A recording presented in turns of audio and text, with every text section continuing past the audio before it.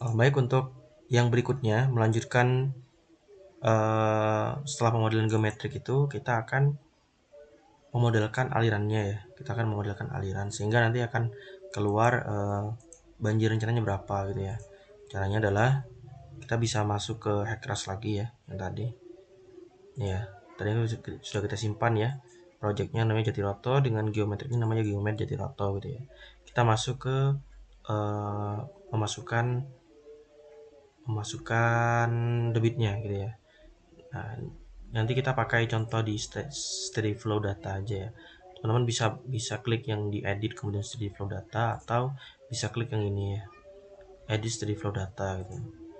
Nah, setelah kita lihat di sini ya, di sini kita harus memasukkan beberapa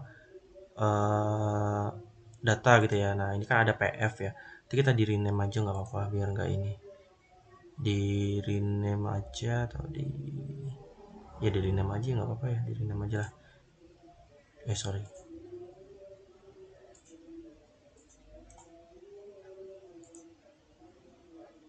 Edit profile name ya ini ya. Nah, ini kan dia ada profile name-nya PF ya. PF ini kalau nggak salah ya, kalau nggak salah tuh founding factor atau faktor ini. eh founding factor atau faktor penampungan. Nah, ya, faktor penampungan. Oke, ini kita masukin aja debitnya, kita ganti aja Q20 gitu ya. Q20 karena kan kita mau pakai yang Q20 ya. Kita oke aja lah gitu ya. Kemudian kita kan udah punya nih tadi data debit kan yang ada di sini kan. Nah, ini itu bisa kita kopikan di sini. Kemudian kita klik reach boundary condition ini.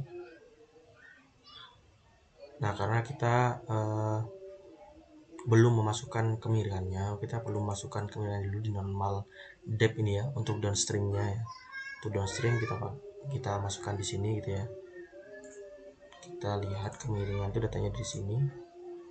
Bisa kita copy, masukkan di sini. Oke. Nah, upstream ini nggak kita masukin gitu ya. Jadi kita hanya pakai downstream saja gitu. Nanti ini akan berpengaruh di sewaktu kita run gitu ya. Kalau teman-teman pakai upstream juga dimasukin datanya itu, nanti di run itu ada pilihan dia mix atau subkritis atau uh, super kritis gitu, nanti ada. Nah, kita oke kan saja lah. Untuk contoh saja ya. Tuh, jangan lupa setiap kita memasukkan data kita harus menyimpannya gitu ya. Jadi kita save flow data terlebih dahulu. Kita bisa beri nama flow Jatiroto, bolehlah flow Jatiroto. Oke, kita oke kan. Kemudian setelah kita simpan gitu ya, kita exit. Di sini akan muncul flow Jatiroto gitu ya. Nah, kan data-data ini sudah masuk semua dan sudah siap untuk di running, maka bisa kita running gitu ya. Karena kita kan ingin menganalisis steady flow-nya ya, karena kita menggunakan contoh yang mudah saja lah, steady flow gitu ya. Oke, kita running di sini. File, klik new plan gitu ya. Kita misalkan ini plan 1 gitu ya. Oke, kemudian ID-nya kita anggaplah P1 gitu ya. Ini hanya penanda saja. Oke. Nah, ini flow regime gitu ya. Ada subcritical, supercritical, sama mix. Nah, kalau upstream tadi diisi itu kita pakai mix gitu ya, karena kita kan tadi cuma ngisi downstream aja untuk mengingat, jadi kita pakainya yang subcritical aja. Nah, kalau sudah baru di compute. Nah, setelah warna biru semua seperti ini berarti running kita berhasil gitu ya. Nah, nanti kalau misal ada yang merah-merah berarti nanti perlu disesuaikan lagi ya. Jadi perlu disesuaikan lagi gitu, termasuk nanti misal penampangnya kah atau debitnya kah seperti itu. Nah, kita close. Nah, setelah kita running nanti akan ada plan 1 di sini sudah tersimpan gitu ya. Nah, setelah ada plan 1 ini kita bisa lihat view cross section muka air banjir rencana di cross section tersebut berapa, bisa dilihat di sini. Di sini sudah akan muncul gitu ya, muka air banjirnya di sini gitu ya, bisa kita lihat. Nah ini kan dia di STA kedua ya, berarti di STA 2+00 gitu ya. Nah ini di hilir, kemudian ini di STA 2+50 gitu ya, ada di sini seperti itu. Nah kita juga bisa melihat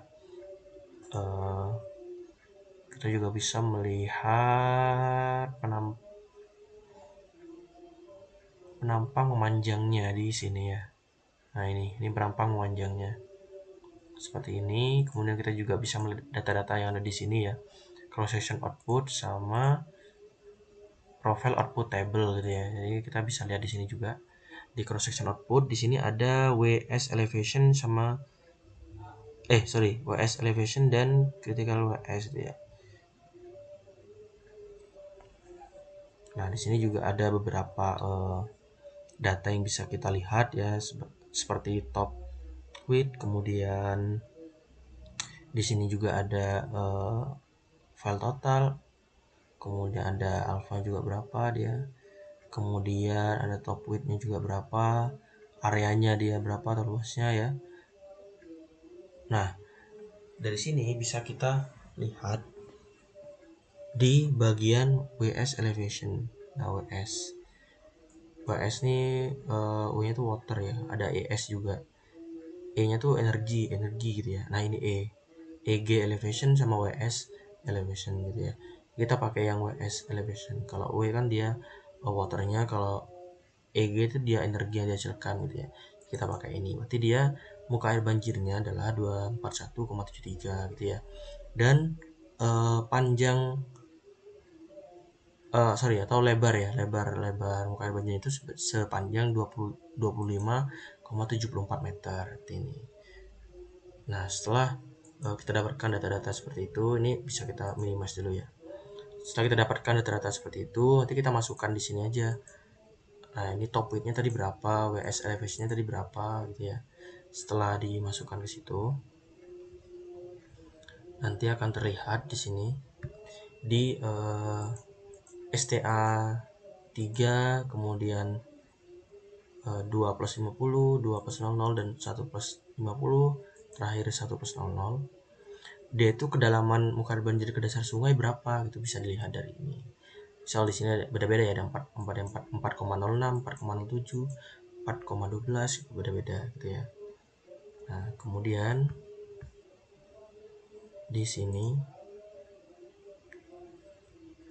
kita juga modelkan banjir setelah disedimentasi gitu ya. Setelah disedimentasi, karena kita udah punya data sedimentasinya gitu ya, sudah punya data sedimentasi. Nah ini untuk memudahkan aja teman-teman ya, karena kan 256 meter kubik per tahun kan ya, dari jurnal yang sudah pernah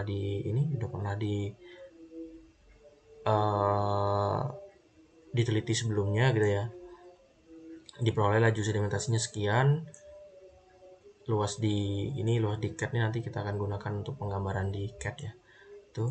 Nah, 256,3341 meter kubik per tahun itu kalau 20 tahun berapa sih ya? Tinggal kita kalikan 20 aja gitu ya. Tapi sebelum dikalikan 20, kita harus buat dari meter kubik ini kita bikin ke meter persegi dulu, itu dengan cara dibagi 100 saja gitu ya. Nah, karena kita kan mau cari luas ya, bukan mau cari volume, jadi kalau cari luas dibagi aja, bagi 100 gitu ya. Nah setelah ketemu nih luas selama 20 tahun, dia punya luas 51,26 meter persegi gitu ya. Nah setelah itu kita bisa bagi dengan lebar penampang sungai gitu ya, atau lebar sungai kita pakai 30 gitu ya, lebar sungai. Kemudian kita bisa lihat gitu ya, dia memperoleh penambahan tinggi sebanyak 1,7 meter gitu ya. Jadi kita tinggal rekayasa saja yang di sini ya, anggaplah di sini ada sedimen, kemudian kita angkat 1,7 gitu ya, sehingga nanti bisa dirunning dengan langkah yang sama gitu. Setelah di-running dengan langkah yang sama, diperoleh ketinggian setelah ada sedimentasi itu sebesar sekian gitu ya, sebesar sekian. Nah, karena kita sudah punya data sebelum disedimentasi dan setelah disedimentasi, kita bisa menghitung berapa penambahan tinggi muka air banjir setelah ada sedimentasi dengan cara mengurangi saja gitu ya. Setelah dikurangi ternyata penambahan tingginya 0,86 gitu ya. Nah, ini adalah data-data yang diperoleh itu ya. Debit banjir tadi ini diperoleh dari, kalau yang ada di sini ya, gitu ya. Diperoleh dari ini.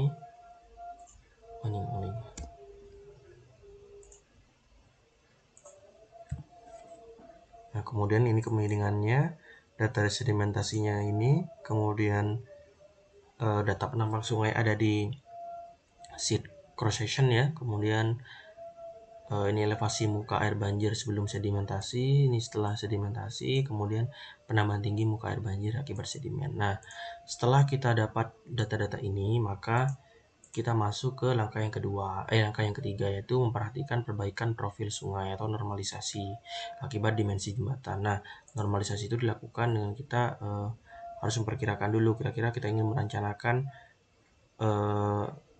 jembatan itu di mana sih perletakan abutmennya gitu, sehingga bisa kita normalisasi. Tapi itu akan kita bahas di berikutnya ya. Itu ya, mungkin itu saja sementara ya.